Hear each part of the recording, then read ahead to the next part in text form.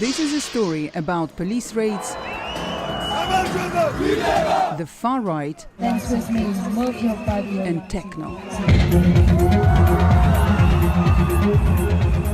Welcome to Tbilisi, Georgia's capital. There is a booming music scene here, built by the country's pro-Western youth, with clubs that are a safe space for LGBT people. We are free and we need to be free. But they're facing resistance from powerful forces. So when 10,000 ravers took to the streets, dancing became a political act.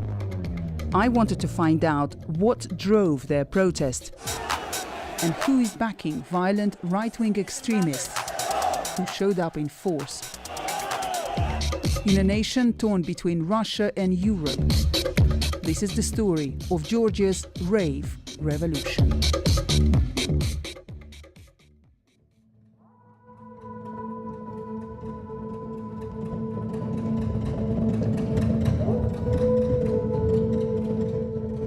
Underneath the Dinamo football stadium in the heart of Tbilisi sits Georgia's biggest electronic music club, Bassiani. This is Bassiani, actually, the main dance floor. It's a former swimming pool turned dance floor and a rare place in Tbilisi where LGBT people are welcome. Sviat Gelbahiani is one of the club's founders. We are preparing for the biggest night since the raids. So we are now setting up the equipment and sound system. This is the raid he was talking about. In May, hundreds of police stormed Bassiani and another LGBT-friendly club. They say it was part of a 3-month operation in a crackdown on drugs. The special forces raided right here. And can you imagine when you realize that in the darkness, it's 1 a.m. and there's somebody with machine guns, real machine guns and with masks standing next to you and screaming to you. I don't know how it will preserve in our mind. It's not a secret that the clubbing scene is associated with drugs. Can you see why the police turned out? Drugs are not created and produced here in the country. All of them are imported. So they should target the borders, not the people on the dance floor or the owners or the club itself. Sviat and around 70 others from the scene were detained outside the club. Yeah, this is the place over there where I was detained by 8 policemen. They were like literally dragging me out with my hand and with my legs. And there was no air in the middle of the circle. I was asking them to let me down. We asked our friends and the whole city to help us and stand with us.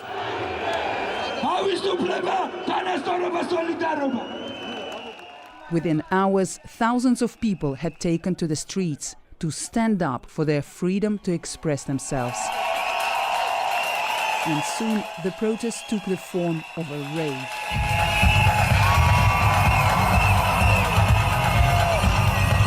We felt the power in front of the parliament. When I raised my head and saw those 20,000 people were dancing, I was almost crying. Move your body around. Activist Anna Subiliani was among the protesters. I was dancing with big anger, big protest to the government, and all my movements were showing it. But it was Anna's dance on top of this memorial that angered far-right groups, who turned up in force. This is George Chelidze, leader of the fascist group Georgian National Unity.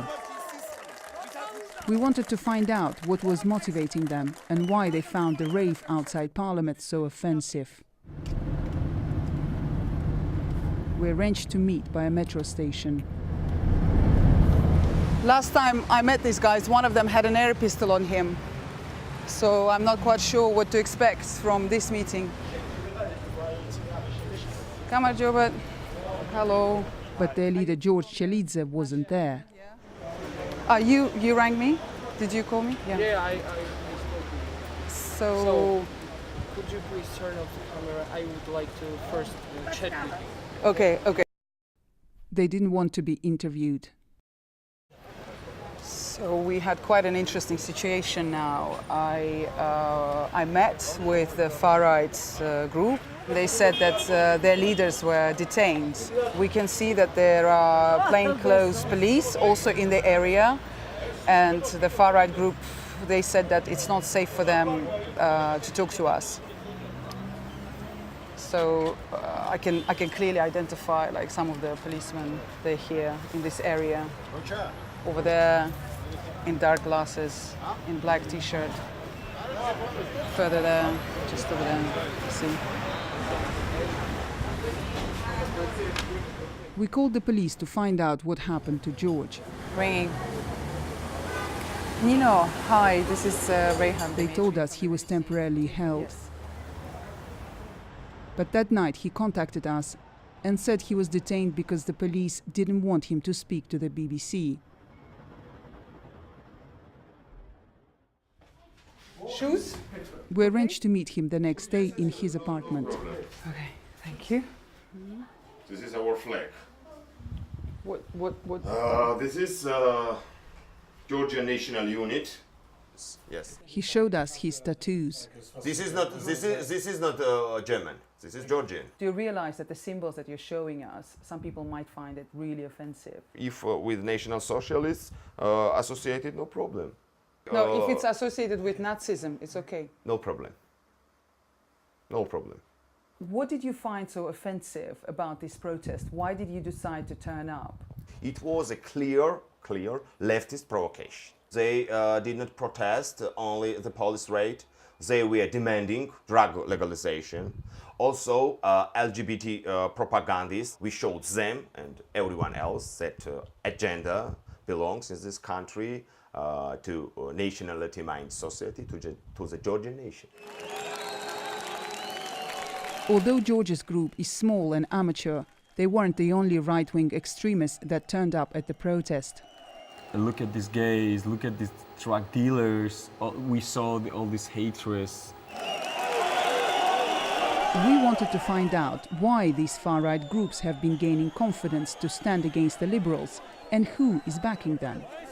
These are just recently created and established organizations. During this counter demonstration, they were very aggressive. Anti-corruption organization Transparency International has been researching the rise of groups with neo-Nazi ideology in Georgia. One of the very active movement is Georgian March, and in Georgian March we have lots of NGOs and individuals. Some of them gets funding from the Ministry of Foreign Affairs of Russia. Russia and Georgia fought a war 10 years ago and relations are still tense. Georgia broke away from the USSR in 1991, but Russia has tried to maintain influence. 20% of Georgia's internationally recognized territory is still under Russian control. We still have very strong Russian propaganda in our country, but still people feel that Russians are our enemy, they are not our friends. Some Georgians believe that Russia is using groups like Georgian March to counter pro-Western views and to spread ultra-conservative values in its neighbor state. They even kind of beat one of our supporters. We asked the leader of Georgian March if these allegations of Russian funding were true. This is one of your leaders. I showed him Transparency International's report. It's not our leader. It just shows clearly that where the funding comes from, that it's directly linked to the Russian foreign ministry. It is not a mistake. This is you sitting with Yes. Lord Kipanidze. Yes. It's About not Georgian March. It's other parties, political parties, and we sit near table. It's nothing more. Я не приверженец российской политики в Грузии. Я сам знаю, что такое российская оккупация. Это губит мою страну, можно так сказать. But the source of Sandro's inspiration surprised me. И наша идеология, можно так сказать, как близнец идеологии Дональда Трампа. Правые силы. Да, правые силы, консервативные силы, которые основана наша идеология на христианской культуре и ценностях, которые есть в наших традициях.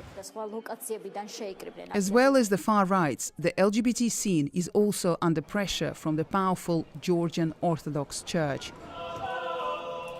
Just 3 days after the ravers took to the streets, thousands went on a march established to counter International Day Against Homophobia.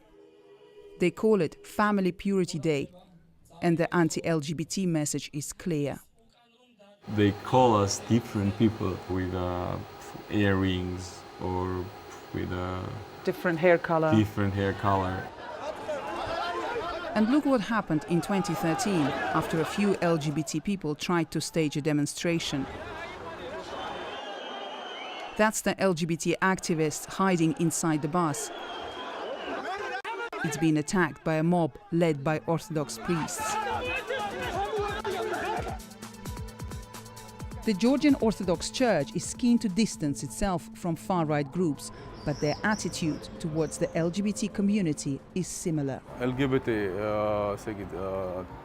თემის პროპაგანდა, ცხოვრების წესის პროპაგანდა, ნარკოპოლიტიკის უკიდურესი ლიბერალიზაცია, რა თქმა უნდა, ეს წინააღმდეგობაში მოდის ეკლესიის სწავლებასთან. Campaigners say Georgian drug policy targets users, not dealers, and it has stricter drug laws than in Western Europe. If you're found with 1 pill of ecstasy, you go to jail from 5 to 8 years. If it's the active substance over 1 gram, like 6 pills of ecstasy, for instance, you go to jail from 8 to 20 years or lifetime. Pata Sabilashvili is an LGBT rights activist and campaigns to ease drug laws. We don't want people to abuse drugs. We know other ways to help, and we know what helps, not the prison. We wanted to ask the police about the existing drug laws and whether sending special forces to Bassiani was justified. So we're targeting the drugs wherever they're sold. It was a search based on a court warrant to identify the drug dealing in the clubs. So we think it was justified. People in Western Europe might be horrified when they see how the police turned up with machine guns at nightclubs. Do you think it's the best approach that you can use given that Georgia is striving to become part of the EU? I know a number of raids in Berlin clubs, in Ibiza clubs and stuff like that. When the police is searching for the drugs, it's justified. Together we dance, together we stand. We dance together and we fight together. World-famous DJs have spoken in a video of solidarity with the ravers' cause. Be strong. Stand up and fight. We are Bassiani. And back at Bassiani, the biggest event since police stormed the clubs has started. As part of this 24-hour party, activists are hosting talks about Georgia's drug laws. When you can threaten someone with 8 years in jail for an empty syringe, then you have real power. What these people are saying is that this country's oppressive drugs policy is the last remaining tool used by the government to control people's freedom. And talk of Russian influence is never far away. Russia has been engaged in a global propaganda effort to associate anything liberal, anything Western with like sexual depravity and moral corruption. And in Georgia they have allies in the church and they have allies in these right-wing street movements. The police raids and intimidation from far-right groups have turned dancing into a political act in Georgia. After police came here, we're still dancing here, we're still here. There's still this post-Soviet stigma that still keeps prevailing, and our generation, that makes me really proud, we're fighting it. So we are free, and we need to be free. If we dance together, we fight together. If we dance together, we fight together. If we dance together.